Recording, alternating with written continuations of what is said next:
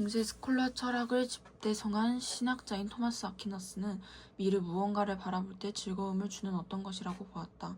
그에 따르면 예술작품이 아름다운 것은 그것을 만든 인간 자신이 아름답기 때문이므로 예술작품의 미와 인간의 미는 위계가 다르다.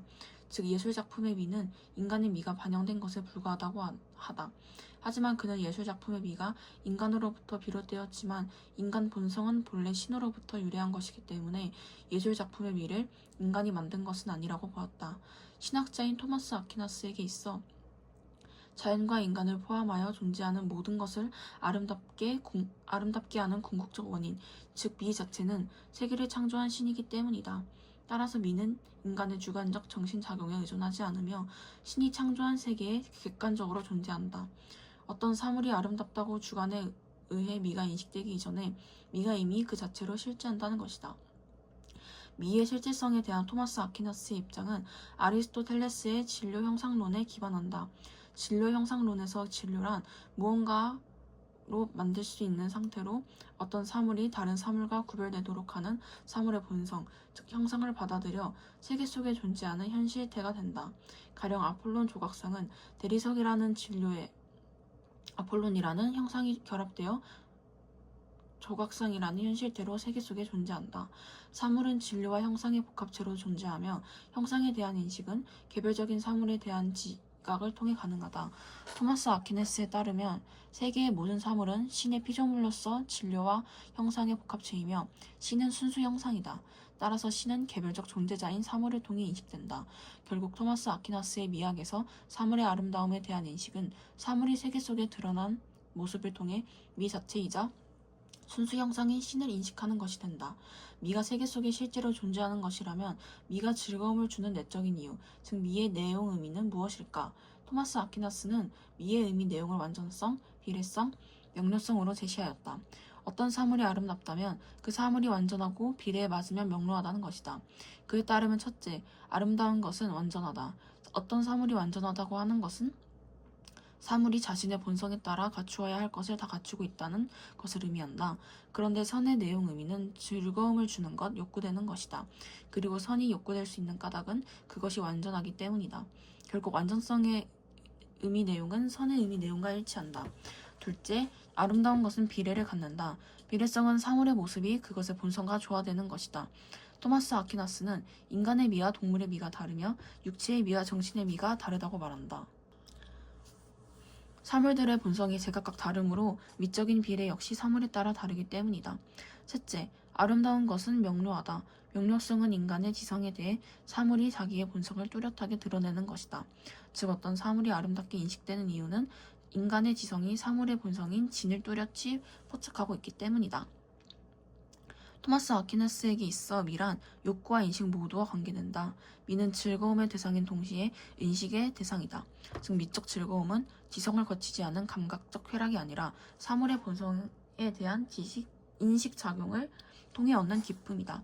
이처럼 토마스 아퀴나스는 미라는 경험 속에 실제적 존재자를 선과 진이라는 선언적 개념과 직결시키는 기초로 삼고 있다.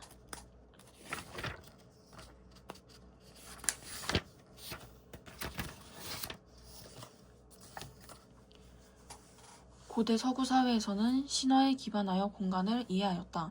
공간은 신의 창조 행위를 위한 배경이자 결과물로서 존재하며 현실과는 떨어져 있다. 아리스토텔레스는 이러한 신화적 관점에서 벗어나 처음으로 공간을 현실적 관점에서 설명하였다. 그는 모든 물체가 항상 고유의 공간을 점유하고 있다고 지적하며 공간은 현실의 물체와 구분되어 존재하는 것이 아니라고 설명했다. 또한 물체를 둘러싼 공간과 물체는 동시에 존재한다고 하였으며 물체가 없으면 공간이 존재할 수 없기 때문에 아무것도 존재하지 않는 공간인 진공의 존재를 부인하였다. 물체의 공간 또한 각 물체에 내재된 본성에 따라 고유의 공간으로 돌아가기 위한 것이라고 하였다. 아리스토텔레스는 이러한 공간관에 따라 현실의 세계를 처음부터 완전한 형태를 이루고 있으며 한정된 양의 물질만 존재하는 유한한 것이라고 하였다. 아리스토텔레스의 공간관은 중세를 지나 근대에 이르기까지 서구 자연 철학에 영향을 미쳤다.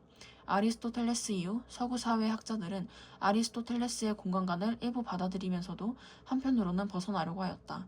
17세기 데카르타는 공간을 물질에 속하는 본질이라고 보았다. 물질은 특정 공간을 차지하는 속성인 연장을 본질로 하고 있으며 어떤 물질이든 일정한 공간을 차지하고 있다는 것이다. 즉 물질이 곧 공간이고 공간이 곧 물질이라고 생각하였기 때문에 데카르타는 물질보다 먼저 존재하는 공간을 전제할 필요가 없었다. 다만 아리스토텔레스와 달리 데카르타는 물체의 운동은 내재된 본성이 아니라 외부의 힘에 의해 일어나며 여기에서 외부의 힘은 신의 작용이라고 하였다. 또한 데카르타는 공간은 무한히 펼쳐져 있으며 우주 또한 무한하다고 보았다. 이러한 공간관 속에서 데카르트는 자연의 모든 현상을 수학적 사고에 의해 판단하려고 하였다. 데카르트에 따르면 물질은 최소한의 물리적 단위인 원자들의 구성으로 이루어져 있기 때문에 분할이 가능하다. 물질은 곧 공간이기 때문에 물질이 분할이 가능하면 공간도 분할이 가능하다는 것이다. 이러한 공간관에 따라 데카르트는 좌표를 활용하여 공간의 분할을 수학적으로 표시할 수 있도록 하였다. 데카르트 이후 뉴턴은 물체의 운동을 설명하기 위해 공간에 대한 새로운 견해를 제시하였다. 뉴턴은 데카르트의 생각을 일부 받아들이며 자연현상을 수학적으로 생각하는 것에 동의했지만 데카르트의 공간관으로는 물체의 운동을 설명할 수 없다 생각하였다. 따라서 뉴턴은 물질과 공간을 구분하였으며 시간의 개념을 함께 활용하여 물체의 운동을 파악하려고 하였다. 뉴턴은 공간을 물질과 무한한 선험적이며 절대적인 존재로 보았고 따라서 물질이 모두 없어지더라도 공간은 그 자체로 남아있다고 보았다. 뉴턴은 이러한 생각을 바탕으로 절대공간과 절대시간이라는 개념을 제시하였다.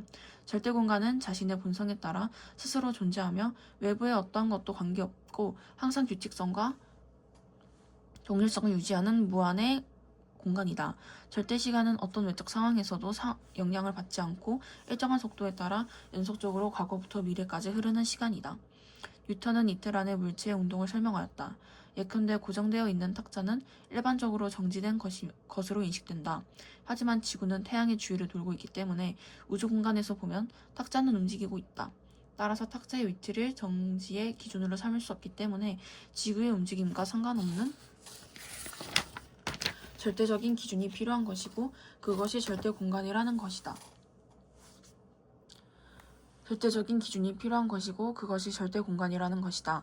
또한 뉴턴이 활동하던 시대에서 많은 시간은 지구의 공정과 자전을 기준으로 만들어졌는데 뉴턴은 지구의 움직임이 매번 균일하지 않은 불완전한 상태이므로 지구의 움직임을 기준으로 하는 시간으로는 물체의 운동을 정확하게 설명할 수 없다고 하였다.